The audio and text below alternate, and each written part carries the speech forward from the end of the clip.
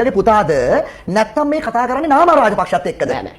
මහින්ද රාජපක්ෂත් එක්කද? මම කතා කරන්නේ අරුණ විදානගමගේගේ පුතා. කපිල රාජපක්ෂත් එක්කත් නෙමෙයි. නෑ නෑ. මම ඉන්දුවර විදානගමගේ. අරුණ විදානගමගේගේ ලොකු පුතා. පුතා හොඳ සීකල්පනාවෙන් නේද කතා කරන්නේ? සීකල්පනාවෙන් අද කතා කරන්නේ. කාගේත් රූකඩයක්වත් නෙමෙයි මම. මගේ හිතේ තියෙන අදහස මගේ අතින් වෙච්ච වැරද්ද මම හරි ගස්සන්න තමයි අද ආවේ. ඔයාට මේ සිදුවීම් වලින් පස්සේ කවුරු හරි රාජපක්ෂ කෙනෙක් කතා කරාද? කිසිම කෙනෙක් මට කෝල් එකකින් නෑ. කතා කරේ නෑ. සම්බන්ධලා නෑ. ෆෝන් එක චෙක් කරොත් ප්‍රශ්නයක් නෑ උඩ. කිසිම ප්‍රශ්නයක් නෑ මට. කතා කරේ ගන්න කිසිම කෙනෙක් මට බැංකුව ගිණුමකට සල්ලි දාලා ඔයාට කවුරු බලපෑම් කළවත් නැහැ. නෑ කිසිම කෙනෙක් බලපෑමක් කරලා නෑ. එතකොට නැන්දලා කියනවා තාත්තාගේ විතර මෙම වත් එක පිළිගත්තනේ අතගදා ඉන්නේ කියන්නේ. ඔව්. ඒතර පුතේ මෙහෙම දෙයක් තියෙනවානේ. තරහ වෙන්න එපා.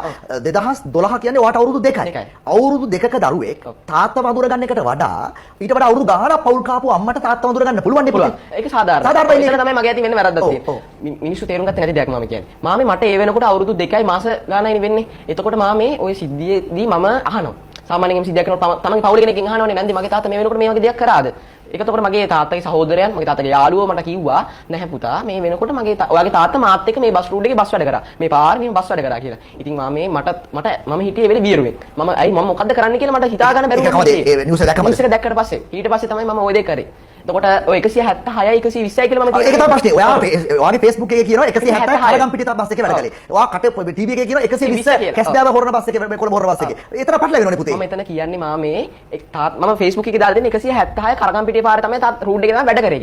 මම කියන්නේ 120 හොරන කොළඹ පාරේ තමයි තාත්තා වැඩ කරේ කියලා. මම රූට් දෙකක්. ඔව් රූට් දෙකක්. මම උදාහරණයක් වශයෙන් කියනවා හොරන කොළඹ 120 පාර කියලානේ. දැන් 175 කරගම් පිටිය හොරන කොළඹ 120 කියන්නේ. හරිනේ. ඒක තමයි මම එතන අදහස් කරේ. මම දන්න තරමින් මම දන්න දේත් නැන්දි කිව්වේ. මට තාත්තා කියලා තියෙන දේ මම දන්න තරමට ඔය 170 120 අපි එල්ලෙන්න ඕනේ නැහැ. ඔයිට වඩා වෙනස් කරන්නේ අම්මා කියන්නේ. අම්මා කියන්නේ තාත්තා 2009 පස්සේ බස් රස්සාව අයින් කළා.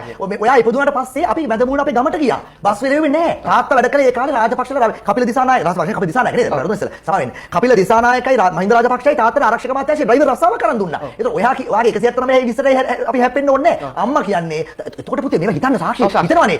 මිනිස්සුන්ට ඕන කෙනෙක් හිතනවා. හිතනවානේ පුතේ.